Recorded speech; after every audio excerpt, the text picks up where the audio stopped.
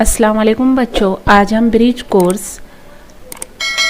जमात हश्तुम मजमून साइंस इसके चौथे दिन की सरगर्मी हल करेंगे, जिसमें आइए मश्क करें। सवाल नंबर 1 है दजज़ैल सवालों के जवाब एक जुमले में लिखिए।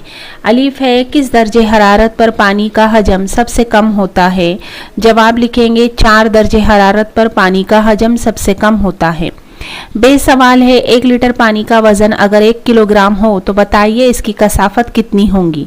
जवाब लिखेंगे 1 किलोग्राम कमियत वाले 1 लीटर पानी की कसाफत 1 ग्राम मकब सेंटीमीटर होगी। जीम सवाल है, पानी की किस खुसूसियत की वजह से सर्द ममालिक में पानी के पाइप फट जाते हैं?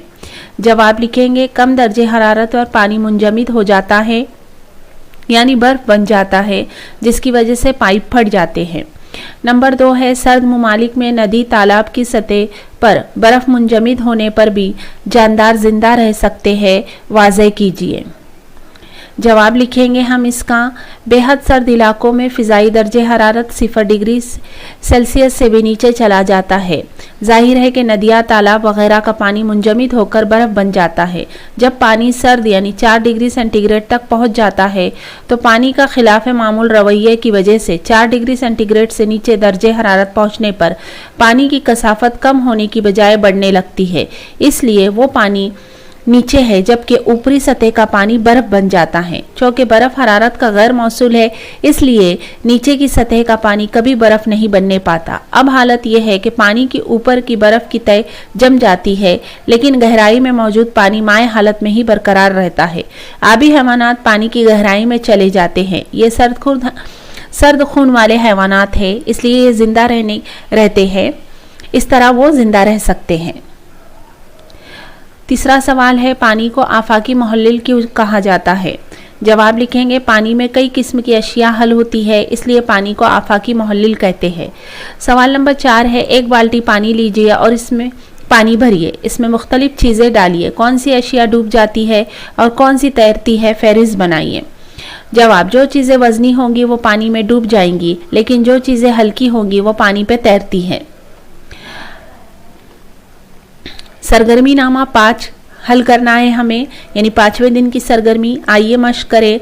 सवाल नंबर 1, झैल में से ऐसे कोई 4 अज्जा बताइए जो शुआई तरकीब के लिए ज़रूरी है, जिसमें हम जवाब में लिखेंगे कार्बन डाइऑक्साइड, पानी, खिजरा और रोशनी। सवाल नंबर 2 है, ज़मीन पर जानदारों के लिए शुआई तरकीब की अमल की क्या अहमियत है, अपने लफ्ज़ों में बयान कीजिए। जवाब लिखेंगे हम नबातात में शुआई तरकीब के अमल के ज़रिए ग़िज़ा तैयार होती है और नबातात की नशोनुमा होती है। ये नबातात दूसरे जानदार अपनी ग़िज़ा के तौर पर इस्तेमाल करते हैं और ज़िंदा रहते हैं। अगर नबातात में शुआई तरकीब का अमल नहीं होगा तो दूसरे जानदार भी ज़िंदा नहीं रहेंगे। सवाल नंबर 3 है, शुआई तरकीब और नाइट्रोजन के तयन के अमल में नबातात की जड़ों की अहमियत बताइए। जवाब लिखेंगे इसमें नाइट्रोजन हवा में गैसी हालत में मौजूद होती है, लेकिन नबातात नाइट्रोजन को गैसी हालत में जज्ब नहीं कर सकते। इस अमल के लिए नाइट्रोजन का तयन होना चाहिए। इसमें खुर्दबीनी जानदार नाइट्रोजन का तयन करते हैं। ये खुर्दबीनी जानदार नाइट्रोजन को जज्ब करके इसे नाइट्रोजनी मुरक्कबात में तब्दील करते हैं।